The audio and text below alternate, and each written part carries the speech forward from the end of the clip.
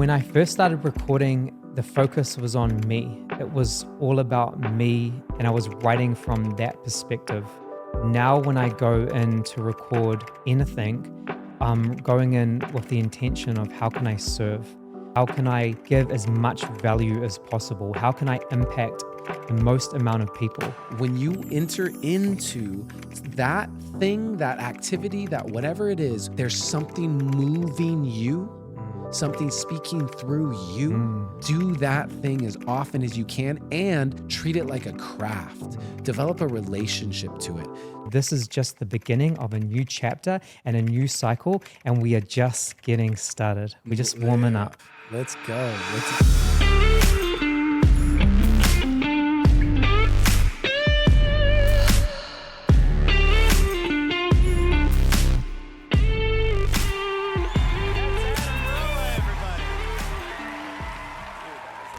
Lukis fucking Mac. Let's go.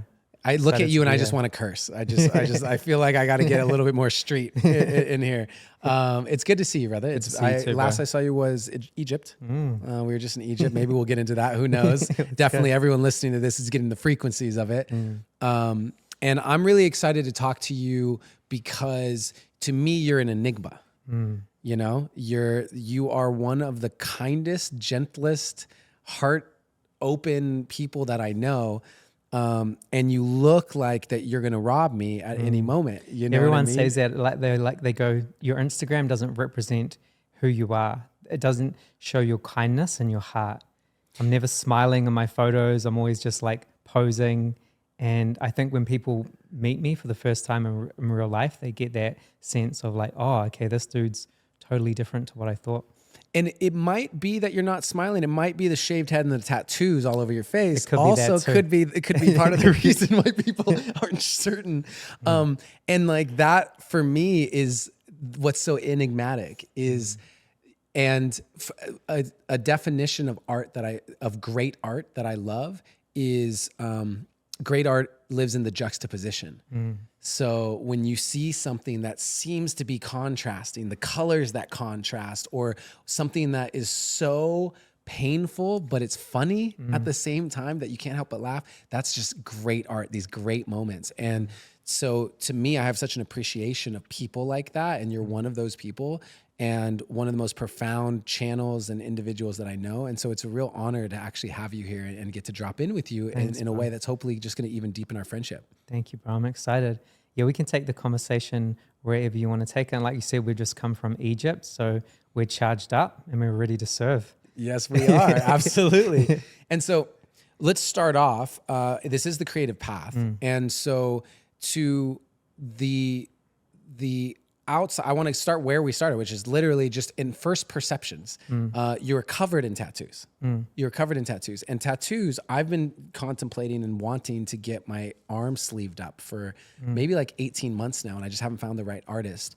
And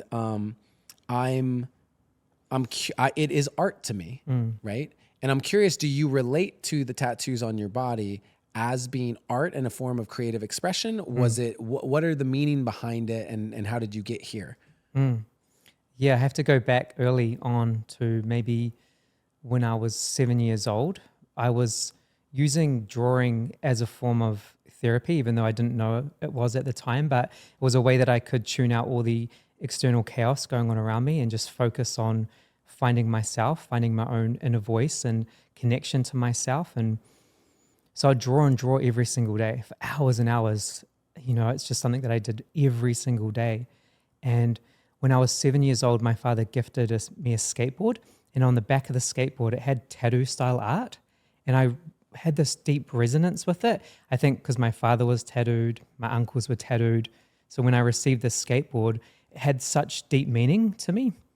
And so I'd start to draw this tattoo style art from a really young age. And then my father took his life, and one of the only possessions I had was a skateboard that was left to me. So I had an even deeper connection to it. And I'd just draw and draw and draw and kind of just block out all the external chaos and noise and the different traumatic experiences that I was navigating at that time. And drawing became a way that I could express myself and find myself when I felt so lost and so alone. And that became the path of exploring my creativity. And then eventually that led me to the idea that I wanted to become a tattoo artist. So that was about 13 years old. I told Mum, I'm going to be a tattoo artist.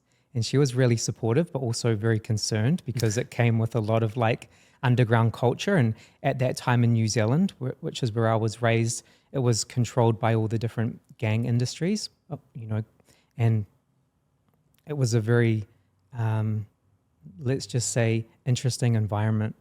So I left school when I was 15 to explore this path. And I went out there to knock on all these different tattoo studios and say, with a portfolio of drawings that I had drawn, and just this is what I wanted to do. And every single shop would just slam the door in my face and say, hey, look, you're a kid. You're not even old enough to get tattooed. So get the fuck out of here. And that was my journey. And then when I was 17 years old, I finally got an apprenticeship in a shop. And that was like a big breakthrough moment for me because everyone in my family was like, hey, this isn't going to work out. You've been denied over and over and over again. There was 32 tattoo shops in Auckland at that time, and I'd been denied by all of them on multiple occasions. And I just kept 32 shops, you've been denied 99 times. Totally. Yeah. But I knew that if I just kept going, a door would open eventually and I would walk through that door. But that was my path of just drawing and expressing myself and finding myself and, using eventually what would become tattooing as a way to express myself and to open up my mind and begin my own healing journey. So thank you for giving the backstory on that. And so at what point did you start to actually cover yourself with tattoos and make yourself the canvas? It started at 16 years old, and I was going through a lot of depression and anxiety and having panic attacks on the daily. And I think it became my armor, a way that I could protect myself and kind of put this guard up over my heart and just put a warning sign, don't come too close. So that was what it was. But I was also drawn to these different styles of art and tattooing that was like this bleed through from different past lives. And at the time, I didn't know that that's what was happening. But, through the work, I've been able to see how all the dots are connected and how all of these things that I was drawn to were deeply connected to my soul and would be deeply connected to the path that I would take, the spiritual journey of finding myself and being in the work of supporting people. So yeah, it was all deeply connected to my own creative expression and the things that I was drawn to. And my subconscious was always, showing me and leading me on this path of finding things. And, that was the journey. And I just started getting heavily tattooed, and I made that conscious decision that I would never, ever, do a 9 to 5, that I was going to take a different path. I wasn't going to, go on that traditional route. And I would just invest in myself and believe in myself and keep going forward on this path. And I had no idea where it was going, really. I just knew that I was expressing myself daily and giving myself permission to do that. And it was all so therapeutic because when you're tattooing someone for hours and hours, there's this deeper conversation that starts to take place as well. So you starting to connect to someone on such a, deeper level. All of the surface conversations go out the window. So I was having these soul connections with people. And through that, I was just realizing how much I want to actually help people and support people. And I didn't know what that path was going to look like, but it was coming through tattooing and it was coming through art. And it was just opening me up at such a fast pace and also healing me. I was working through a lot in these tattoo studios because I was confronted with my own fears and anxiety of, tattooing was such a big thing to get out of my own way and put my art on other people and not be afraid to fuck it up and do something wrong. And as a part of, learning, we make mistakes, right? And when it's a permanent mistake on someone else, man, that feeling of, fucking up a tattoo and having to live with that, that's what an apprenticeship comes with. And at that time, I wasn't tattooing on pigskin or anything like that. I was tattooing my friends and family, and I was making a lot of mistakes and I was learning really quickly, and I was so anxious and there was so much fear for me. And also I was, navigating a lot externally and home and all different things that I was going through, that it was just this big awakening real quick, real hard and fast. Wow. There's something beautifully poetic about a permanent mistake. Yeah. There's just something to that that's really heartbreaking and also very deep. And I'll probably journal about it or find a poem about it in there. And that's something that's so alive that I want to mention is like that's how a poem comes to me. So even right now, you said a permanent mistake on somebody, and my mind thinks about parents.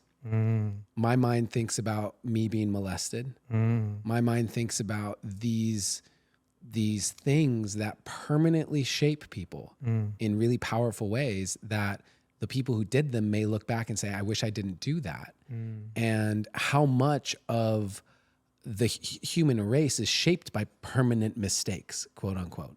Yeah, definitely. And I think that's just a part of the path of learning and growing and evolving, here in the human experience. And so you were drawing as a little kid. This was the expression that you had creatively. We'll just call that by your nature, right? You found your way to drawing.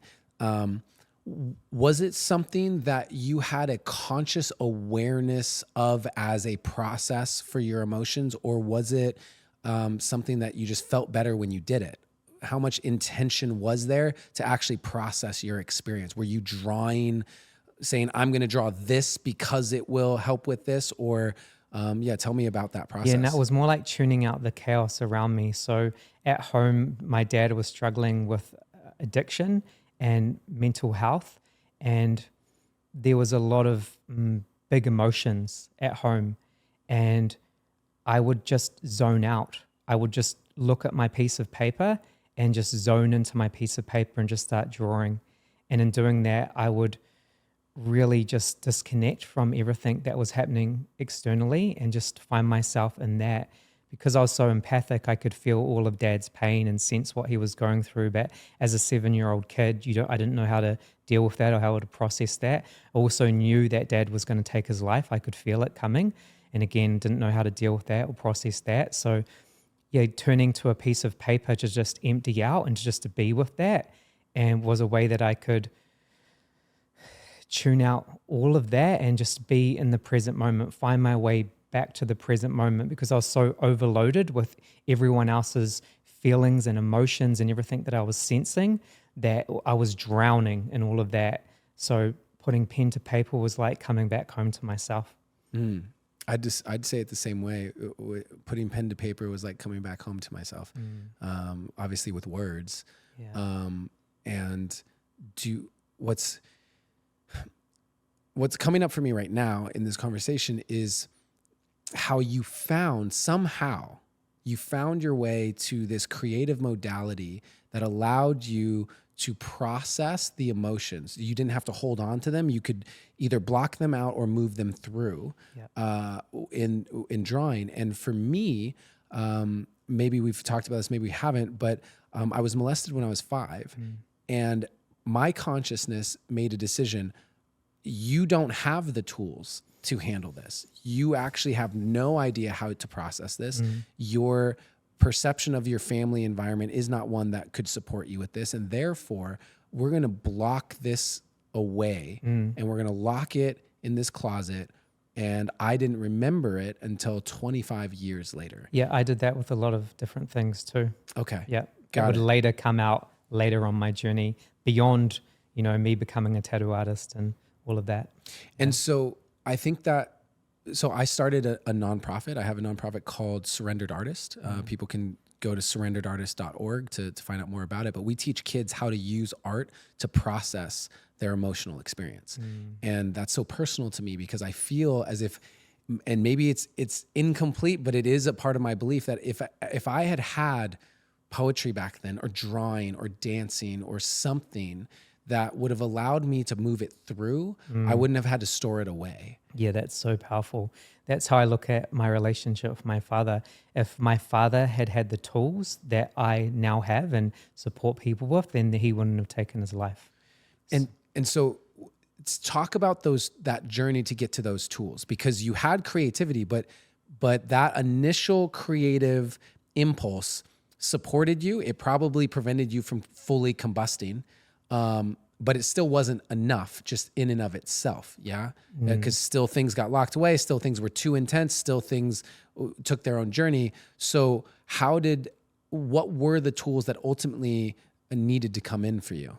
Yeah, well, there was multiple things happening at once. So I'd be drawing, and then I'd go back into the external environment where there was a lot of chaos, and I'd feel flooded and overloaded and have panic attacks and get rushed off to hospital and get hooked up to the ventilator machines till I could breathe again.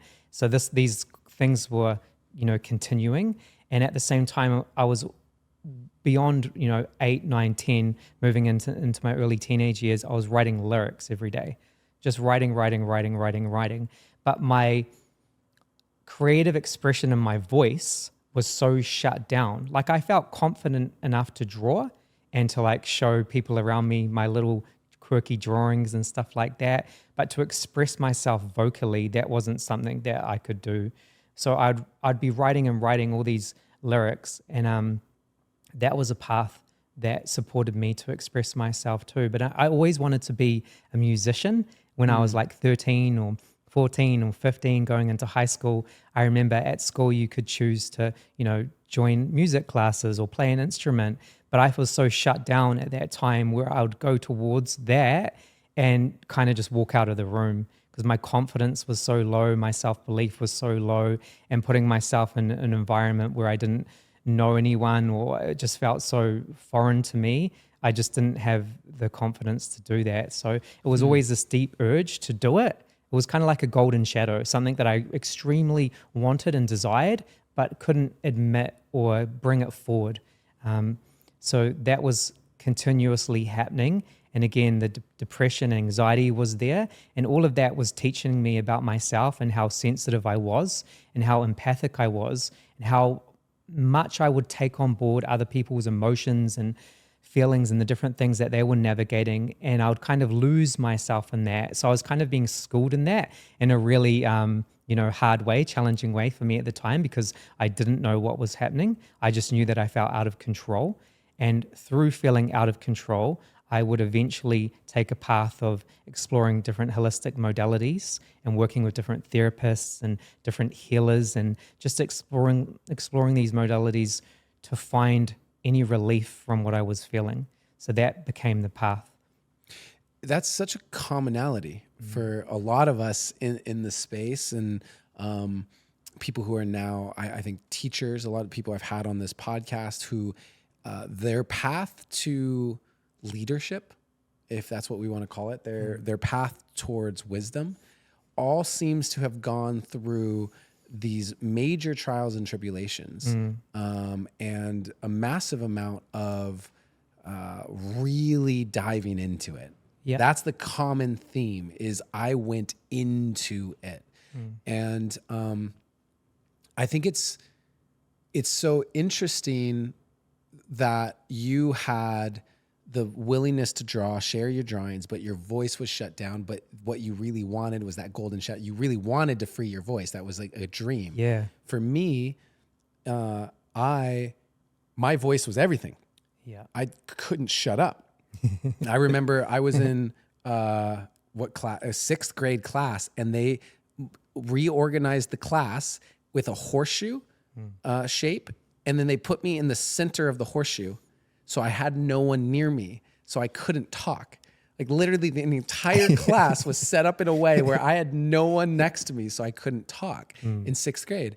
And I wanted to be an actor. That's showing you your path though, right? That you were so expressive. I was so expressive, but the interesting thing was where I was shut down. And so this is what I'm putting together right now. Where I was shut down was what I loved about acting was the emotion.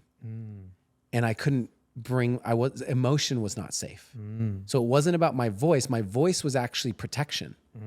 I wasn't a big kid. I was a very small kid. And so for me, I used my intelligence and my voice, and I'd have what people refer to as a mouthpiece. I had a mouthpiece on me. And so I didn't get made fun of or really picked on too much because I would make people look stupid.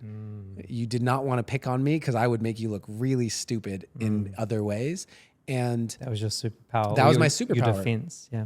That was my defense right there. And I leaned heavily into it. But what was underneath that was an incredible amount of pain and sadness and emotion that I had no way to process. Yeah. And that's where I see the similarity here is what drew me to acting wasn't being able to be seen. What drew me to acting was being able to feel. Yeah. And that's the same for me with the tattooing. The tattoos became my defense. They became my armor.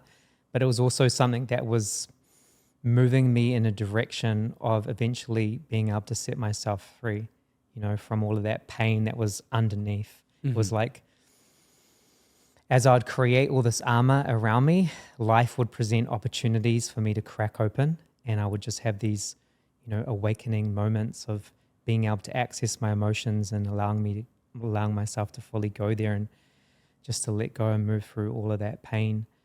And it's been such a wild journey, you know, just, it's all beyond words. The getting to know yourself on a deeper level and learning to love all parts of you, man, it's painful, you know. Was there a moment? Was there a shift moment? I had a shift moment. There was a distinct shift moment that I call my spiritual awakening in January 2013 because I sat in 2 back-to-back ayahuasca ceremonies and went from being an atheist to believing, like bringing crystals in my pockets everywhere. You know what I mean? Like it was just a overnight shift in one weekend. And that's a distinct moment. And I have a couple of those moments where I go, that was such a big aha or revelation. Something shifted and it changed the trajectory of my life in a very good way. I'm curious to hear, was there a moment for you that happened? All right, family, I wanted to take a moment and remind you that if you are interested in the Artistic Entrepreneur Incubator, I encourage you to check the link in the description of this video because we are filling it up. If you are someone who has the heart of an artist and the mind of an entrepreneur, and you have a knowing that you could be great, you just need the community, the mentorship, the structure, the invitation into a space for you to actualize your greatness. If that is you, then right now, click the link and make sure that you take the journey with us. There's been so many moments and you are involved in one, which is a story I can get to, but I have to kind of backtrack a little bit to go there first. So yeah, the earlier moments of my early awakenings was taking a lot of MDMA and partying and just feeling so free and being able to liberate myself. Then there was taking a lot of acid and shrooms growing up and just having these really deep spiritual experiences where I could shed my fears and limitations, dance under the moon and just not give a fuck about anything.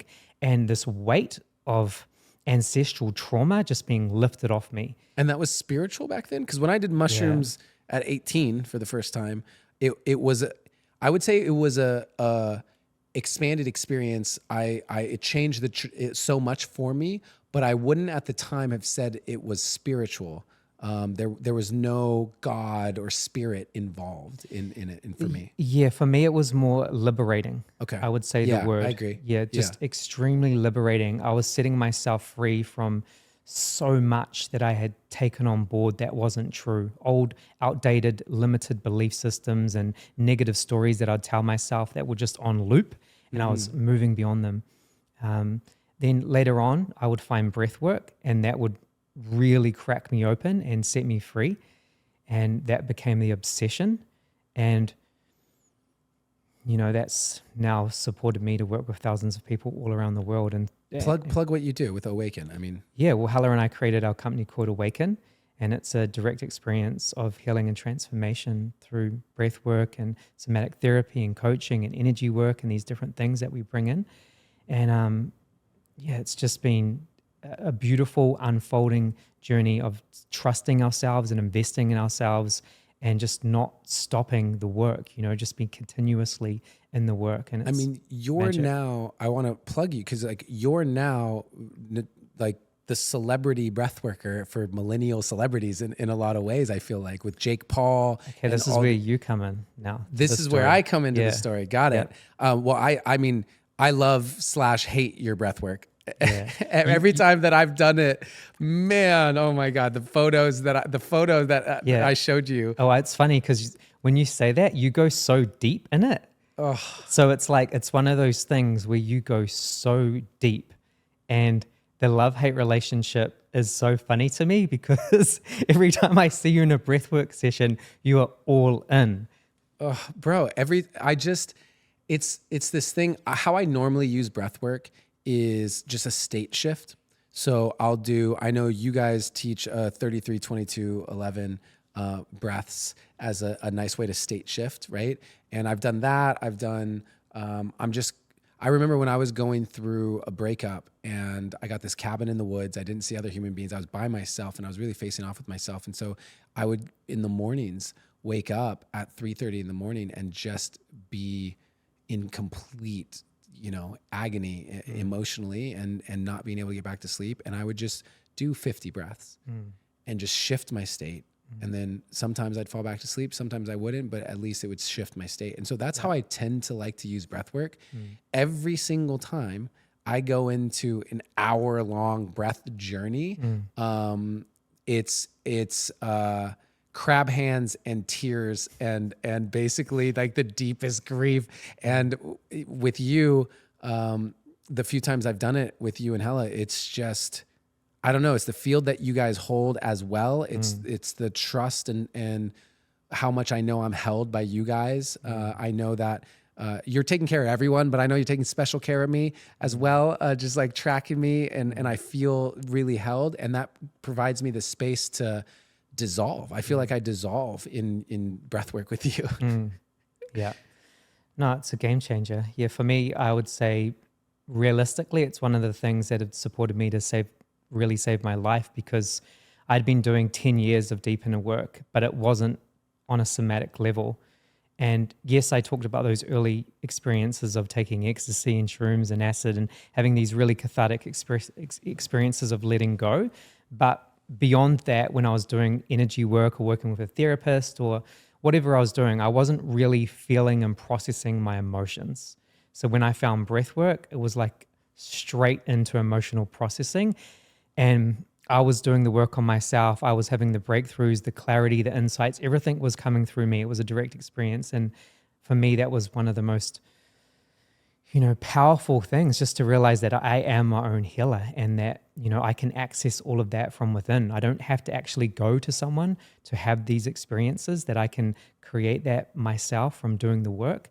And that's what led me to become obsessed with it and then create Awaken Breathwork. Do you see breathwork as part of your creativity? Yeah, totally. Is it the same for you? Drawing, singing, breathwork? Yeah, I've gotten to the point now where when I'm working with clients one-on-one, it's like I can play their body like an instrument. And when they're breathing deeply and fully and they're out of the way, they're in that non-ordinary state, their body is showing me where the stress and tension and unexpressed emotions are, where the trauma is being held in the body. I can be guided to those areas of the body, and I can start to do body work and just be in that space of feeling and listening. And it's like this co-creation of energy as emotion. And I'm just there playing and witnessing and supporting the client to release and clear and to work through so much. And also it's very emotional and cathartic for me at the same time. Like I'm processing what they're doing through my emotional body. And also, I'm also bringing through so much insights and clarity. Like there's this crossover point, their pain and my pain. And it's like this connection point where I'm able to support them to process their pain, but I'm also healing myself in that space. So yeah, it's deep. I love seeing how you describe that the way that any artist would describe what they're doing and co-creating. And so you've become very successful at it. You have a lot of high profile clients, and apparently you owe me some sort of commission. Was what I was hearing here. Well, let's get into this story because this is pretty cool. And I've mentioned it to you, but I probably haven't told the story justice. Okay. So Hella and I were living in Ubud in Bali. We had been living there for 3 years. At that point in time, I'd done 10 years of deep inner work. We had created our company. So we were in the work supporting people. I'd never sat with medicine outside exploring psychedelics from a young age, but I'd never sat with ayahuasca or been in a ceremony with a shaman. So you rock up to Ubud, and man, the only way I can describe it is that you had been sitting with medicine in different ceremonies, and you had been able to access this higher level of creativity. I could feel like Source was working through you, and you were the witness to what was coming through you, and you were just in this allowing process of creating and so connected into your own magic. And that's how I saw you when I would hear you speak, and when I'd hear you just get on the mic and deliver spoken word or poetry. There was like this divinity that I could see, this level that you had accessed within yourself that was so creative and so expansive that I was in awe, because I hadn't been able to access that within me, my own version of that. And I saw that within you, and I was like, I want that. I want my version of that. Whatever my version of that is, I want that. I want that. Because remember, the golden shadow for me is I wanted to be an artist. I wanted to express myself. I wanted to use my voice. I hadn't been able to use my voice. I started recording music at 18 years old, never put it out, would just hate the sound of my voice, would always judge myself so harshly. It was never good enough. I didn't feel good enough. I didn't believe in myself. So when I saw you accessing this higher level, I was like, damn, I really want that. And I heard you speak about ayahuasca, and I heard you speak about these ceremonies that you'd been in. And I was terrified of ayahuasca, and I had no part of me that wanted to do that at all. It was a fuck no. It was a full body no. Just didn't want to do that. I had been so opened up as a kid, and I felt like I was just putting all the pieces back together and just grounding in to find myself and building the foundations, that opening myself up again like that, just it didn't feel like a positive thing for me. But I recognized what you had been able to attain, and I was like, okay, I'm ready. I'm ready. So after I saw you, I decided I'm going to sit with ayahuasca. So this is 3 days after seeing you. I think I'm in a cafe in Ubud, and I hear someone have a conversation that the Shipibo tribe shamans were coming over to Ubud, and that there would be these private ceremonies taking place. This is like 3 days after me deciding that I was going to sit with ayahuasca, not knowing anyone or how I was going to do that. And this conversation was happening. And I just asked in this conversation, I was like, hey, can I talk to you about what you're speaking about? Because I feel really drawn to unpack this more with you.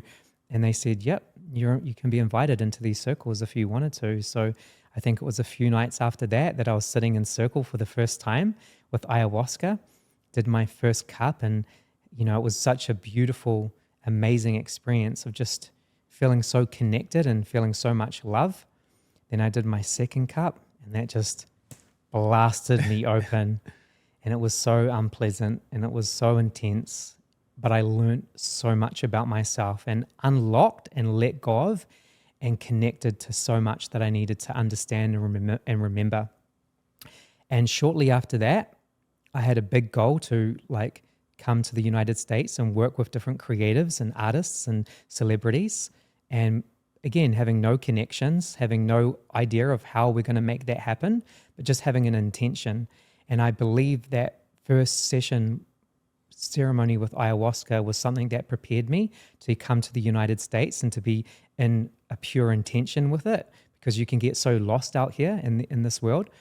And we did. We came to LA. We moved here, and then we started opening those doors. So you were a big catalyst for that, because I had seen what you had accessed within yourself and made a conscious decision that I wanted to access my own version of that. And I was going to use, ceremony, ayahuasca, to be a part of that journey. And with my own intentions going into that journey, that's what I did. And then we came out here and miracles started happening. We were able to open doors that were closed. And still, some of the clients that we work with now, it blows my mind. Half of them we can't even share online. It's all private. We have contracts with them. We can't speak about it. But from where we were to where we are now, it's been a really mind-blowing journey. And there's been so much synchronicities and magic and divine flow. And we've just been trusting the whole way. Wow. I'll just take a moment. Wow. Thank you for sharing that full story. You've never shared the full story with me like Yeah. that. I mean, the truth of what's coming up for me right now is, I've been recording these podcasts, and I had Mia Magic on, who is, multiple 7-figure empire that she's building, Hay House books coming out, all these things. And we were talking about the moment many years ago when she walked up to me at the gym and said, "Hey, can you talk to me about manifestation? Like, how are you doing this?" And these points where she came to me for kind of advice. And I had Blue on this podcast, and Blue of Earth, where she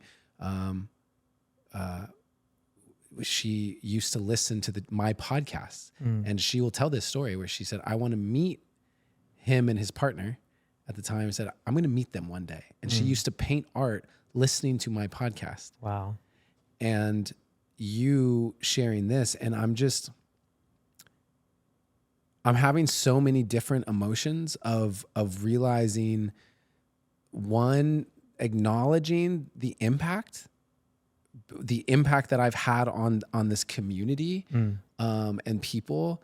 I'm having this experience of feeling my edge of claiming that, the edge of actually saying, I did that. I have had that impact. The part that's going, this isn't about you, like that. And I'm also having this feeling that I come up against, and it's part of a kind of a karmic wound, that I've fucked it all up. And because I, in many ways, now feel behind sometimes, in terms of everyone has found their thing and outpaced me in so many ways, and all of these things. This has been a part of my journey, and I know it's not true, and it's just part of a deep wounding of even all the way back to molestation, and taking on this belief that I did something to deserve that. And so but I don't know what that is. Why did I deserve that? And so I must have done something. I fucked something up. I did something wrong. And so that deep wound that has carried with me for most of my life, even in this moment, hearing that story, I'm just being very truthful to these various emotions that are coming up, and this part of me that's going, wow, how much growth is available here in this moment. And so I don't know where, I'm not trying to take this anywhere. Honestly, I don't know where to go with it, other than just share with you how many things that story really brought up for me just now. There's a few different things coming up for me. The first thing is that you can't fuck up anything that's meant for you, and that your soul is leading you on your path, and everything is in divine alignment on time. And I think one of the big things as artists is we can look around and we can compare ourselves to other people. And in doing that, we can drain our own energy and life force. And we might feel like we're not exactly where we want to be. But our soul knows the path that we have claimed and what we're here to create. And there is a divine intelligence behind that, and we can trust that timing. And the same goes for me. I also at times feel so much frustration because I'm not where I want to be, and things aren't happening fast enough for me. And I have these big goals and these big dreams and these big desires and these things that I want to manifest into reality. And at times I realize that, things don't feel like they are happening in the way or in the order or in the timing in which I want. And in doing that, a lot of frustration comes up for me. But again, I have to recognize that there has been so much growth, and there has been so many blessings, and it's in a continuous unfoldment, and we are where we are meant to be right now. And we are just getting started, even though we've been at this for a long time. In some regards, it's the beginning of a new chapter and a new cycle that we're stepping into, because more and more people are becoming open and receptive to what we're doing. And one of the things that I feel from you is that what you've been able to do for so many people is just be a permission slip through authenticity of you just expressing yourself authentically and just allowing that creative expression to flow through you. And by you doing that, you've planted seeds and you've activated and you've turned on different parts of other people, that then they've been able to claim that for themselves and to go out there and chase whatever dream they had and make whatever they've, wanted to create happen. And it's like you're an activator. And I think many of us are activators, and many of us give others permission to go after it, because for a lot of people, they feel shut down. A lot of people don't feel good enough. They don't feel worthy of just stepping out into life and having a go or putting themselves out there, because there is so much judgment that comes externally and internally from ourselves with our own inner critics. And I think it's important to remind everyone watching this about not just the impact that you've had through being yourself and authentically expressing yourself and sharing your gifts with the world, but the impact that you're going to continue to have through doing that in all the different ways that resonate with you. And that this is just the beginning of a new chapter and a new cycle, and we are just getting started. We're just warming up. Let's go. 100%. And I think that what I love about that too is one of my real focuses for several years now has been really wanting to see other people shine. It was always about, I was an actor in Los Angeles, and it was always about me. And I went through this period of time where I swung really hard in the other direction, and I started the Create community, and I intentionally didn't want my name anywhere on it. And I just wanted other people to have a platform to give their gifts. And it became this thing. And there's been this pendulum swing back to, wait, I actually do have something. And to what you're speaking of, when I'm in the pocket on stage, when I am on stage and you give me that microphone, I don't care if I've prepared anything or not. Give me the microphone, put a light on me, put me on stage, and just give me people's attention. And I swear to God, I enter into a different frequency. You switch on. There's just a different frequency. And I think that with people listening to this, I mean, they're listening to a podcast about creativity and the creative path. For me, it's so important to find those things where you just enter into that, what my friend Brendan calls the God pocket. Yeah. When you enter into that thing, that activity, that whatever it is, where you just there's something moving you, something speaking through you. Find that thing and do that thing as often as you can, and develop the craft of that thing. That is something that I want to make sure that I get across to people, because there are a lot of people who are like, oh, I love drawing, I love this, I love that. And I go, okay, great. At some point it's fun to do, and it's a hobby, or it's healing or whatever. But if you want to make this a part of your life in a more serious way, treat it like a craft. Develop a relationship to it. I have studied. I was an actor in Los Angeles, studying conservatory style, working with coaches, taking classes for a decade.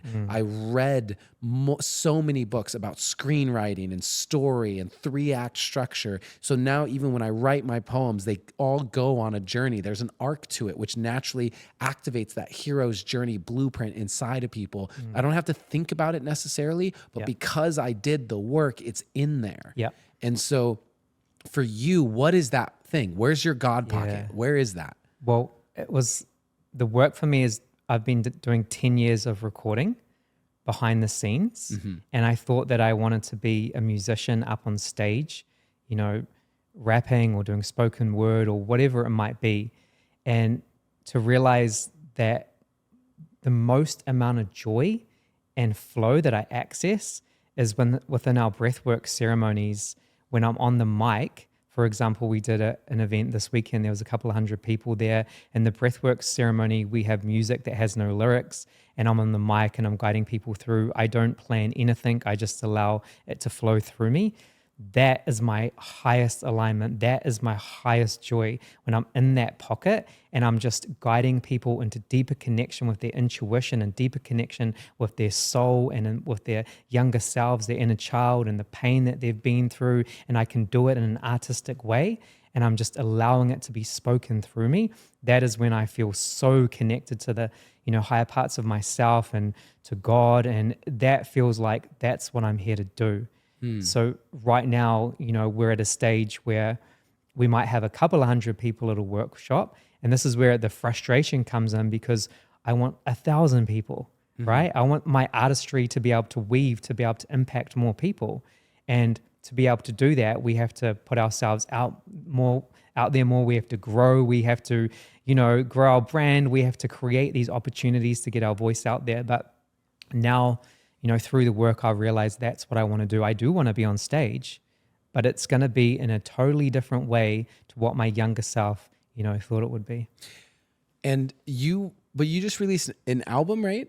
Yeah. Yeah, you just released an album. Yeah. So was the album a turning of the page of going like, I'm moving on from that, what that was, to this new thing? Is it a part of it? Talk to me about, because to hear you say, okay, I'm moving away from the 10 years of recording to focus on here, but you did just release an album. So tell us about the album and tell me how that weaves into what you just said. Yeah, so through the album, I've been finding myself and finding my voice. So the last album I recorded and released was called Spirit Assembly.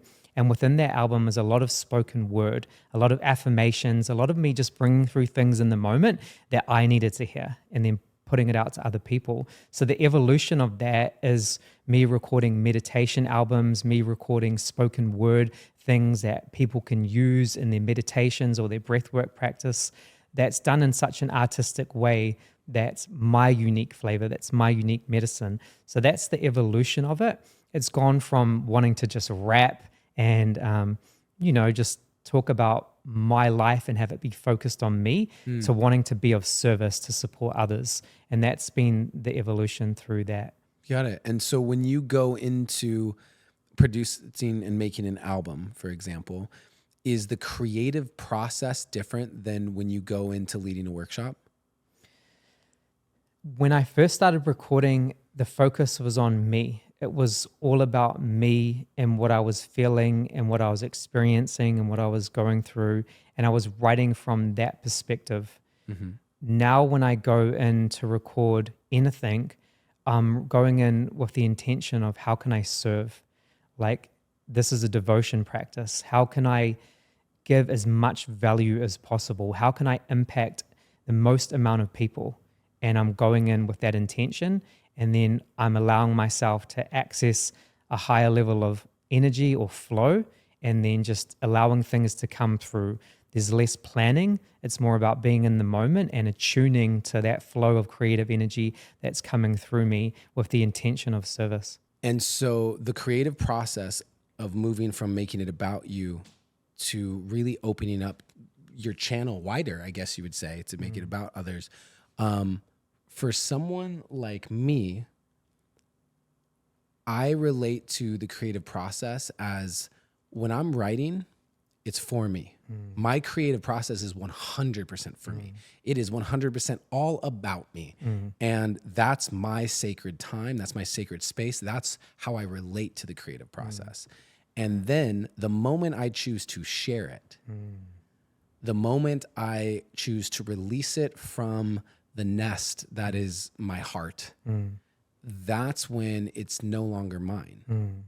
At that point, it's interesting. We have this thing with art where we take possession of it, meaning when I'm writing it, this art is mine. And then, but when Justin Bieber releases a song, it's my song now. And that's why a couple says, babe, it's our song. They don't say it's the Justin Bieber song we love so much. No, it's our song. Babe, it's our song. And I think there's this interesting thing. It's my favorite movie. There's this ownership that we take of art, both in the creating of it and the sharing of it, that I find very unique. And how do you relate to this journey of the making of art as being yours relative to now you're opening up your channel wider to be of service with it? Yeah, the way I relate to it is I'm making the music that I need for myself, or I'm making the vibration, or I'm telling the things that I need to hear that will impact me. It is for me, but it's also greater than that. It's for everyone else that's been through their own journey or who is on their own journey of personal development or healing or just wanting to grow. So that's the kind of lens in which I perceive it through. A lot of the time when I'm creating, it's me connecting with my inner child and allowing my inner child to just be seen, have a voice, because, as I spoke about growing up, I didn't feel I had a voice. It was shut down. So this is the way that I get to express myself, and expressing myself, I am liberating those parts of myself and healing those parts. So yes, it's for me, but at the same time, I'm doing it with the intention to support other people to liberate themselves. And so one of the things that I don't know if everyone knows this about you, but I definitely do. You are a pretty active channel. You pull through, I think primarily cosmic consciousness, but I'm not sure. I don't want to speak for you. Hella is more cosmic. She's like, that's her, that tap is always open for Hella. For me, that's there, but it's not the primary. I feel like for me, I'm more connected to spirit. I'm more connected to loved ones that have passed over, ancestors, and I hear those whispers often. Yeah. So in that, that's one of the things I really respect about you. You gave me, not even when it's a channel like you need to speak too much, but just the truth of what you feel coming through you. Do you remember in Egypt when we were talking about me and my heart and just what was coming through and what you and Hella and I all felt? And I went, okay, cool. I trust both of these humans so much that the fact that all three of us feel something very similar, I'm going to take that and really anchor that in. So for you, how do you bring that aspect of yourself into your creative process? Yeah, that aspect of me is, I guess, the driving force in what I do, anything, and any decision that I make. So when my dad left the planet, he took his life, I could feel him in spirit on the other side, and he would be trying to get my attention, to talk to me and to, just to let me know that he was still here. But I was so confused and felt so alone and abandoned that I would push him away. Even though I could sense him, I could feel him, I could hear him coming through from the other side, I was like, no, you decided to leave. I'm not going to open that up. I'm not going to open that channel. I'm going to try and shut that channel down.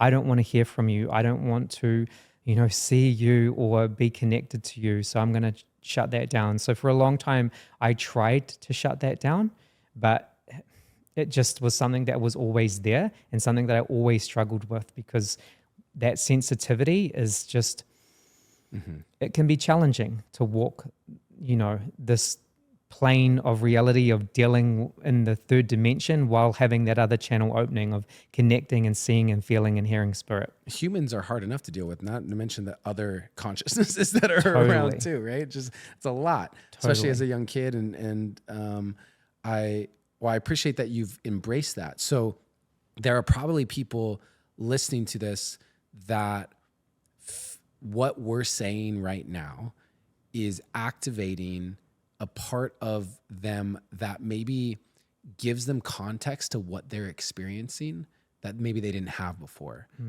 Maybe it provides them with a different way of viewing something that maybe was a problem, or they thought they were crazy or whatever. That's powerful. And so how have you tangibly take us through how you've turned that sensitivity and empathic ability to other consciousnesses into a superpower?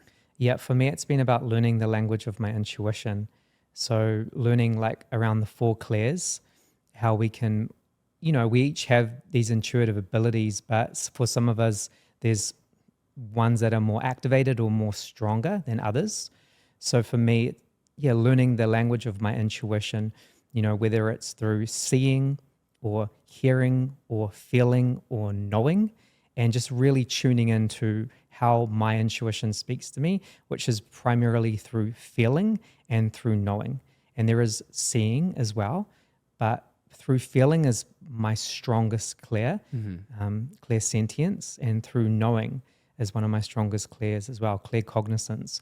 And that ability, I've been able to work with it tangibly to strengthen it, and then just allow that channel to be more clear. And How have you strengthened it?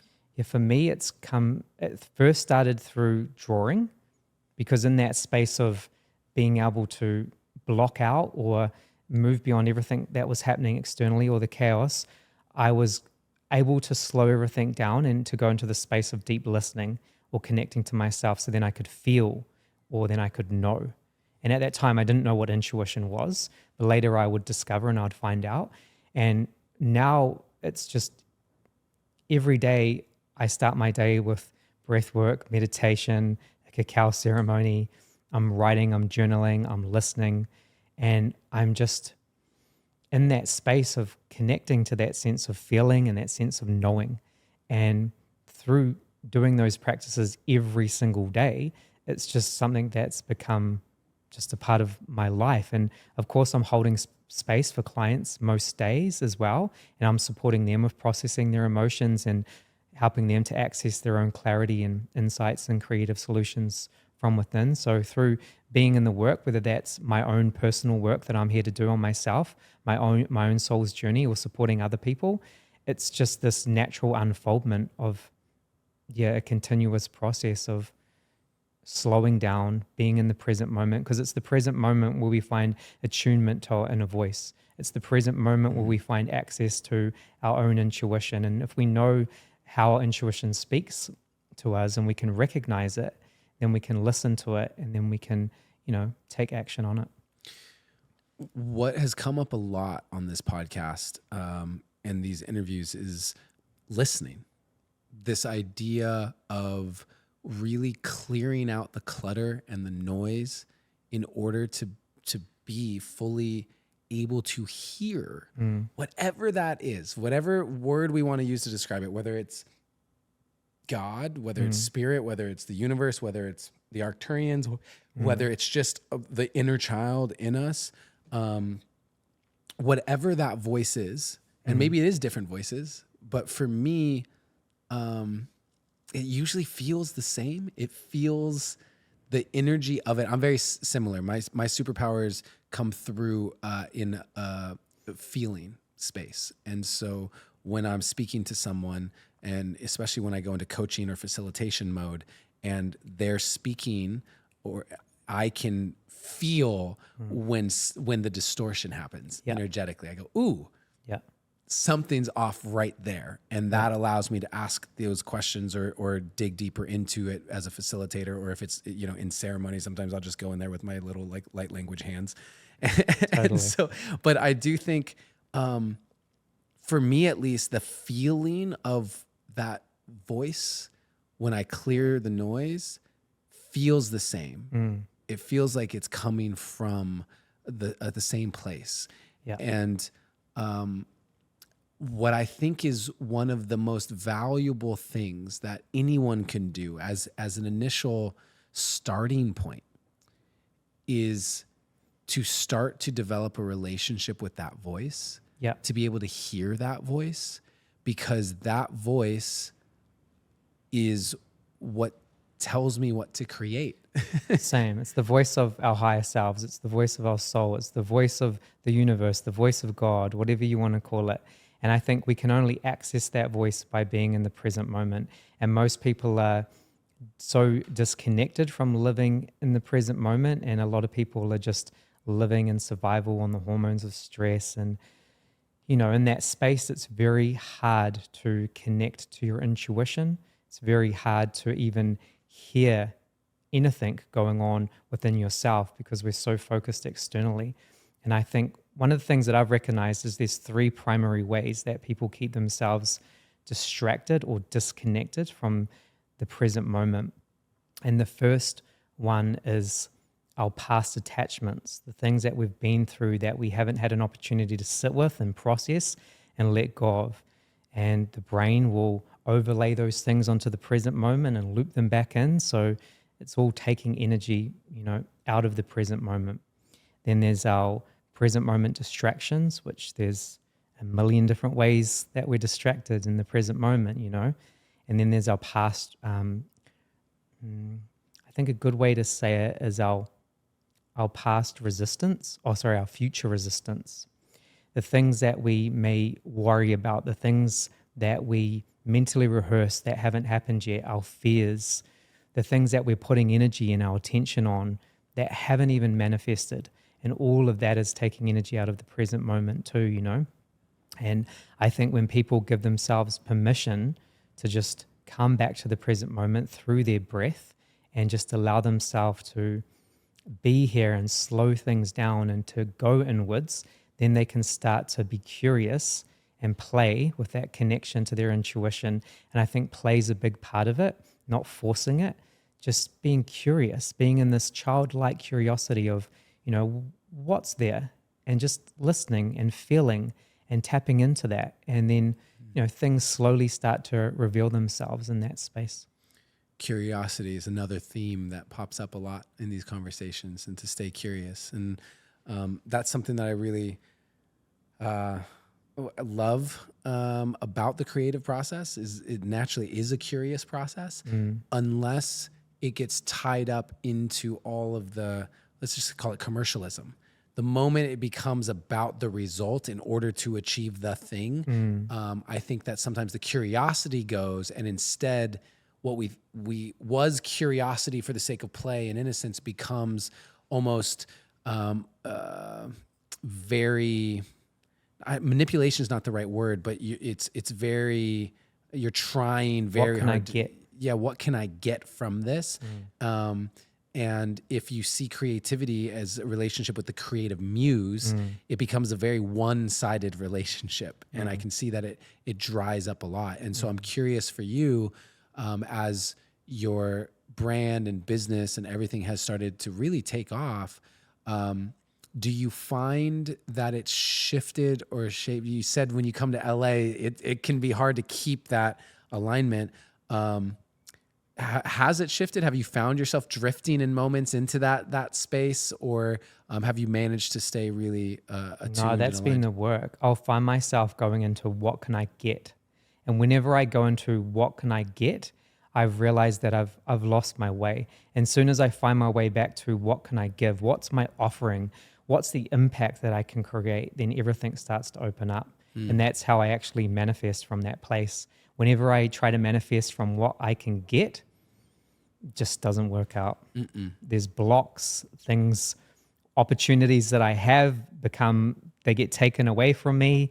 It's just nothing ends up working out. Or if it does work out, there's this feeling of emptiness within it. And so do you ever feel lost or stuck? I'm curious, because when you describe your morning routine and you're talking about every day there's breath work, and I don't know how long you do breath work in the morning. I'd be curious to know how much breath work you actually do. But when you do that, in order to stay clear so you can listen and then take action from that place, and you are such a channel, I find the biggest periods of suffering for me are when the answer's not clear. When I feel I'm doing all those things, I feel as if I'm creating space, and yet the answer isn't clear. Is it this direction or this one? I have a decision to make. Do I end this relationship? Do I stay in this relationship? Whatever it might be, I don't know what the answer is. Yeah. And that is a period where I find suffering. And sometimes I sit with the idea of maybe if you can't fuck it up if it's meant for you, that idea, well then any decision I make is the right one. So instead of sitting in the suffering of indecision, just make a decision. Just pick one. Actually, even flip a coin. If that's ultimately what you decide to make a decision based off of, it can't be wrong because you did make it, and you'll get that feedback. Do you find that you generally are pretty clear, or because of this morning routine, or do you enter into those periods of real lack of clarity?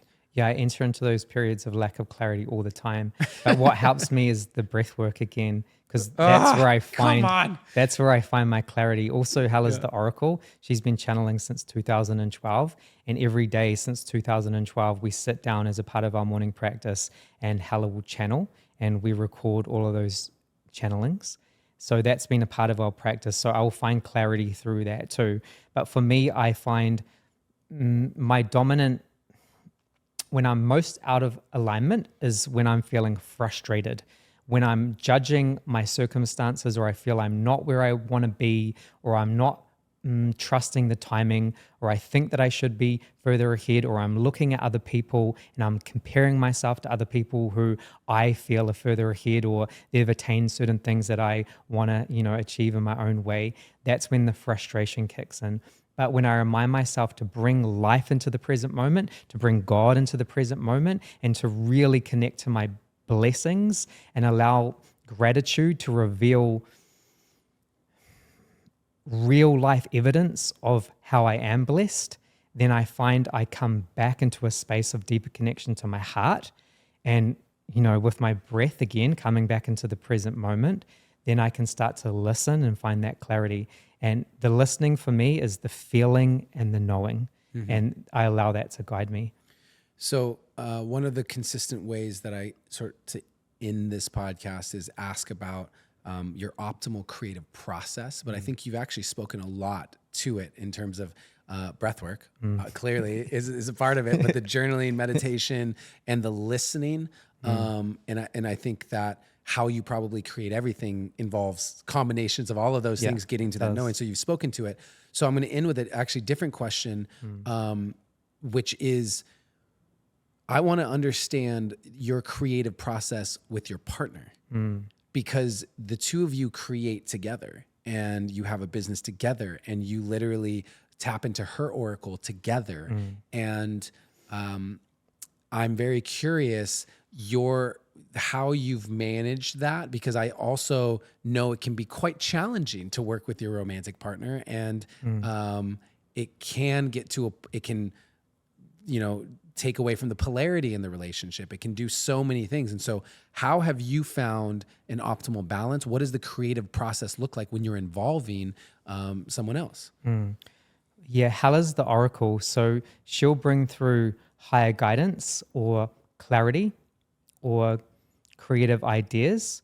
And because I trust her on such a deep level, and we have this soul contract, and I've seen time and time again, and I have the evidence for when I trust the intuitive flow of wisdom that's coming through and I take aligned action on it, then miracle starts to happen in our life. So our creative flow is Hala will bring through a channel of a direction or clarity, and I'll go out there in the world and I'll take action. I'll be in the masculine and I'll just make shit happen. I'll network, I'll open doors, and I'll invite Hala into those opportunities. Hala likes to be invited into things where my creative zone is I like to connect with people and I like to open doors. So I'll connect, I'll open doors, and then I'll invite Hala into those experiences. And she'll be able to bring her mastery and wizardry into those experiences. And then that will also create opportunities for her. Do you find that in a very practical, hey, we're going to sit down and have a business meeting, or we're going to talk about the business, are there things that you need to do beforehand? Are there moments of, wow, are we having a disconnect over here in some other area of life that's impacting? How do you navigate the very human aspects of it? Yeah, we're both so flowy. So structure's one of those things that we struggle with. We have like 2 full-time assistants that really help us with that. They're able to support us to kind of ground into that masculine structured energy. Hala and I can be very floaty and very disconnected to time and scheduling and doing all these practical things that we need to do. So they kind of hold it down and really, really support us. And then that allows Hala and I to be in our mastery and to do what we most enjoy to do. So yeah, I think it's about having team members and having some people in your circle that can support you in the areas that are just you're not naturally gifted in. And that's what it's been for me. It's a lot of outsourcing on so many different things and finding the right team and the right people, and then just allowing me to be in my own mastery. And the same with Hala. Amazing. Yeah. Well, thank you so much for all of what you brought here. I think I'm still a little tender from even just that moment. I wasn't expecting, out of all of them, I wasn't expecting this podcast to really get me right in the feels. Maybe it's a carryover from Egypt and the conversations we had back then. And I'm just so grateful. I'm so grateful for the work that you do in the world. I'm grateful for the fact that I've been able to play even a small part in that. And I'm grateful that you took the time to come all the way out here and record this. Is there anything else that feels alive for you, that's on your heart, that you want to say or express while you're on the creative path? Yeah, I just feel that this is the time for everyone listening that we give ourselves permission to access our own unique gifts and then to share them with the world, because the world needs our unique gifts. The world needs the real you. The world needs you to express yourself authentically and to follow your passion, to follow what lights you up. And in doing that, you become a permission slip for others to do the same. So let's go out there and get it. Let's get it. Let's get it. Well, thank you so much. Tell people where they can get more of Lukis and Hella and Awaken and all the things that you're up to, man. Yeah, you can hit us on social media or our website, Awaken with an O, OWAKEN.com, or hit me on Instagram, Lukis Mac. You'll find me. I'm out there. You out there in the streets, holding it down, breathing all day long, breathing, giving crab hands to everyone who's willing to come in. Thank you again, bro. I really appreciate your wisdom and the journey that you've been on. And thank you so much to everybody who's joined us in this. You know, we feel you now because time is quantum in that, and so we're aware that you're listening in some ways, and I'm just grateful that you've given us your presence and that you're sharing it with us. And so if this has made an impact on you, the invitation is to help us spread the word. This gets into the ears of those who need it because of you, not because of me. And so if you would just take a moment, make sure you leave that review, subscribe, and just share. It means the world. It's a way that you can give back. Make sure that you just tag us if you want to share this on social media. Tag us so we know that it impacted you. It's a really cool way to feel like that this is actually reaching real humans. And so thank you for that. Thank you for being on this path. Thank you for your time. And I want to remind you that always, in all ways, you are seen, you are heard, and you are loved.